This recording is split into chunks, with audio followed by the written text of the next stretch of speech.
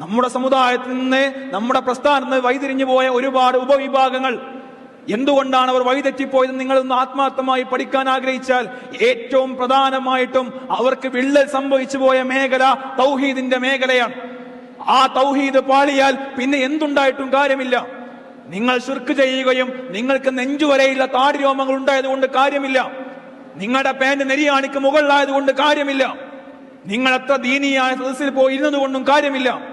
നിങ്ങൾക്ക് എത്ര വലിയ ഈമാൻ ഉണ്ടെന്ന് പറഞ്ഞിട്ടും നിങ്ങൾ എത്ര തഹജ്ജുദ് നമസ്കരിച്ചാലും നിങ്ങളുടെ ജീവിതത്തിന്റെ ഏതെങ്കിലും ഒരു മേഖലയിൽ ശിർക്കിന്റെ ഒരു പുഴുക്കുത്ത് കടന്നു വന്നാൽ അതോടുകൂടി തീർന്നു, അതോടുകൂടി അവസാനിച്ചു. എന്റെ ജീവിതത്തിന് എനിക്ക് എന്തു നഷ്ടപ്പെട്ടു പോയാലും, എന്റെ സമ്പത്ത് കുറഞ്ഞാലും, എന്റെ അധികാരങ്ങൾ കുറഞ്ഞാലും, എന്റെ പ്രശസ്തി കുറഞ്ഞാലും, എന്റെ ജീവിതത്തിൽ നിന്ന് ഞാൻ സ്വീകരിച്ച അതിമഹത്തരമായ ആദർശം, ആ ആദർശത്തെ ഞാൻ ഒരിക്കലും ഉപേക്ഷിക്കുകയില്ല എന്ന് പ്രഖ്യാപിക്കണം.